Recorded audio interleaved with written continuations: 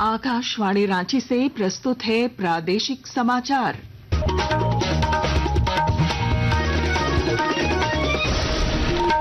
नमस्कार, प्रादेशिक समाचारों के साथ मैं पूनम केरकेट्टा। पहले मुख्य समाचार। कृषि मंत्री शिवराज सिंह चौहान ने कहा कि ट्रैक्टर और कृषि उपकरणों पर जीएसटी दर घटाने से किसानों को मिलेगा सीधा लाभ। ट्रैक्टर और मशीनरी होंगी सस्ती।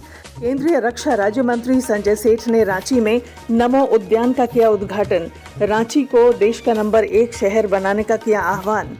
जमशेदपुर में लाखो बोदरा की 106वीं जयंती पर पूर्व मुख्यमंत्री चंपाई सोरेन ने उनकी आदमकद प्रतिमा का किया अनावरण।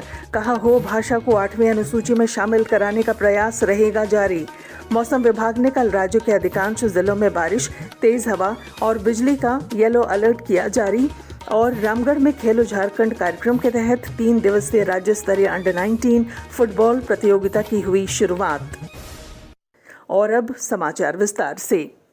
कृषि और किसान कल्याण मंत्री शिवराज सिंह चौहान ने आज कहा कि ट्रैक्टरों और कृषि उपकरणों पर जीएसटी दरों में कटौती का सीधा लाभ किसानों को मिलना चाहिए।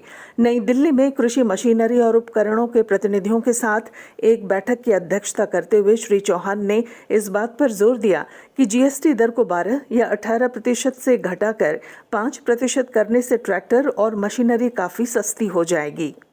रियल टाइम में सीधे 22 सितंबर से किसानों को घटी हुई जीएसटी दरों का लाभ मिले, और ये लाभ छोटा मोटा नहीं, बहुत बड़ा है।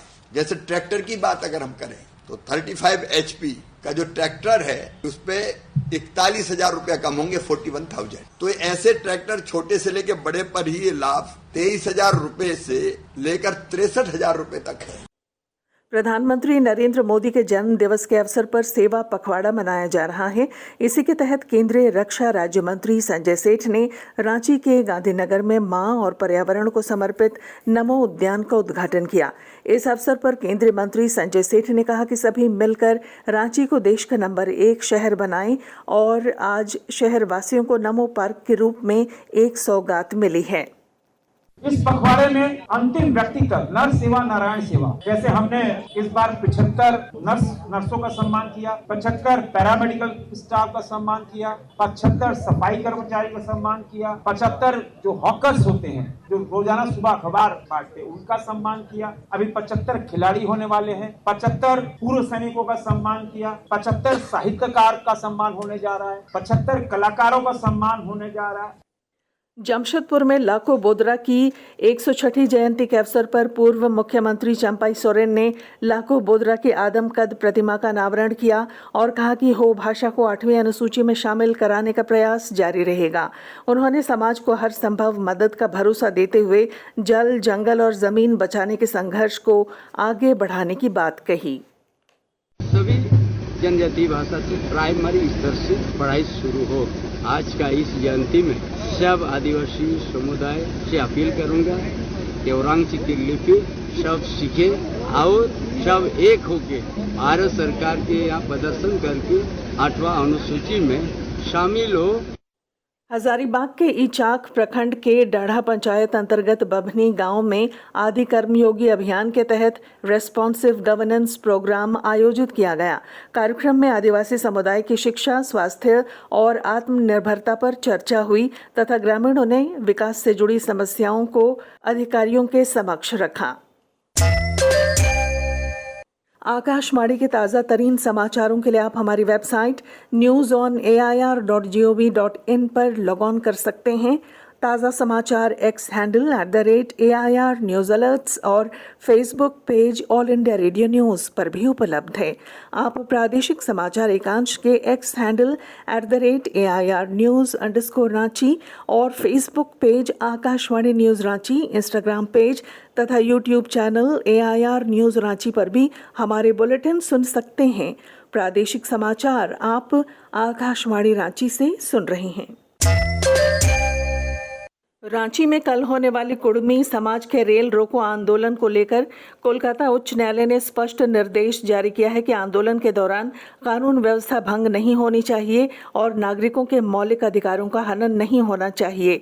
न्यायालय ने कहा कि किसी भी स्थिति में चिकित्सा सेवाएं, आवश्यक वस्तुओं की आपूर्ति और जन साधारण का सामान्य जीवन बाधित नहीं होना चाहिए।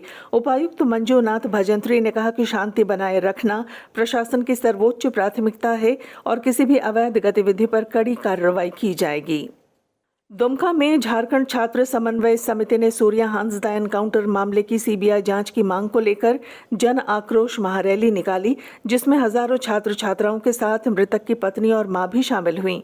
रैली शहर के प्रमुख चौकों से होते हुए समाहरणालय पहुंची और समिति ने उपायुक्त के माध्यम से राष्ट्रपति, मुख्यमंत्री और जनजातीय आयोग को ज्ञापन सौंपा।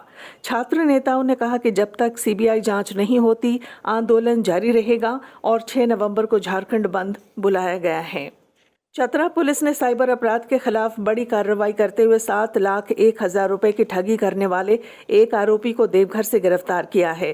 पुलिस ने उसके पास से 13 एटीएम कार्ड, 2 मोबाइल फोन और 1 गाड़ी जब्त की है। पुलिस अधीक्षक सुमित अग्रवाल ने बताया कि आरोपी का आपराधिक इतिहास है और उसके खिलाफ पहले भी मामला दर्ज है।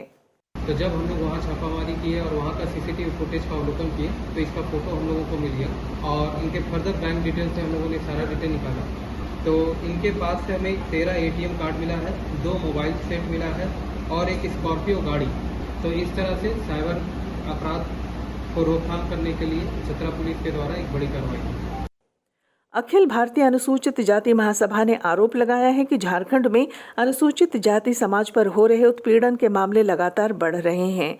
आज रांची में आयोजित प्रेस वार्ता में महासभा के केंद्रीय अध्यक्ष आरपी रंजन ने मांग की कि अनुसूचित जाति आयोग को तुरंत सक्रिय किया जाए और सरकारी कार्यालयों में भेदभाव पर रोक लगे।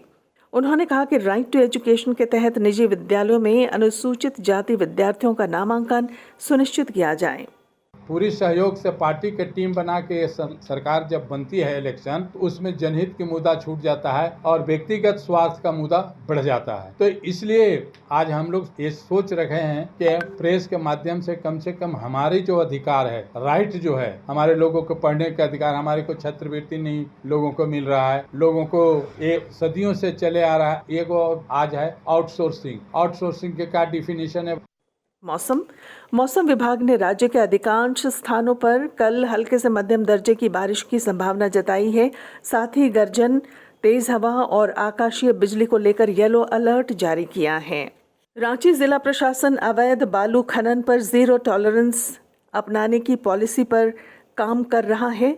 इसके साथ ही बालू का अवैध भंडारण करने वालों पर भी सख्त कार्रवाई का निर्देश दिया गया है। विस्तृत ब्यौरे के साथ हमारे संवाददाता।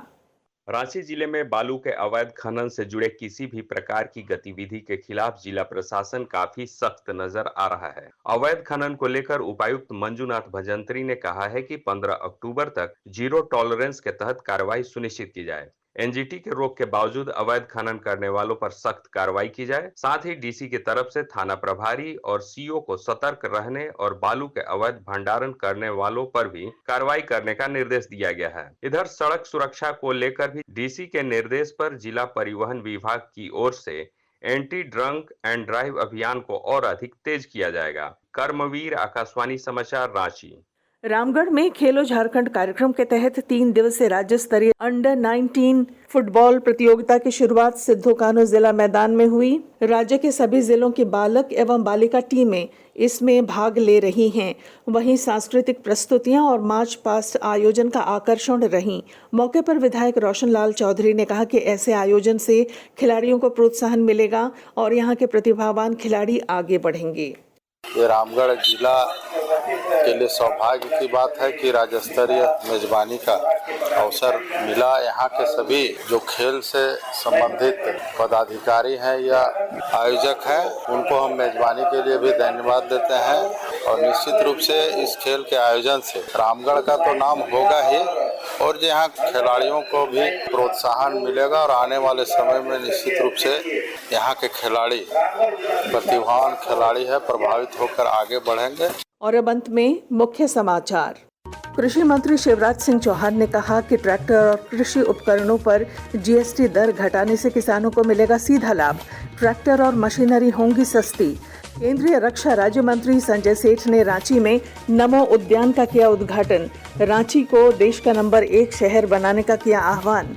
जमशेदपुर में लाखो बोदरा की 106वीं जयंती पर पूर्व मुख्यमंत्री चंपाई सोरेन ने उनकी आदमकद प्रतिमा का किया अनावरण। कहा, हो भाषा को 8वीं अनुसूची में शामिल कराने का प्रयास रहेगा जारी। मौसम विभाग ने कल राज्य के अधिकांश जिलों में बारिश, तेज हवा और बिजली का येलो अलर्ट किया जारी। और रामगढ़ में खेलो झारखंड कार्यक्रम के तहत 3 दिवसीय राज्य स्तरीय अंडर-19 फुटबॉल प्रतियोगिता की हुई शुरुआत। और इसके साथ ही आकाशवाणी रांची से प्रादेशिक समाचार का ये बुलेटिन समाप्त हुआ। अगला प्रादेशिक समाचार बुलेटिन कल सवेरे 8:30 बजे प्रसारित किया जाएगा। नमस्कार।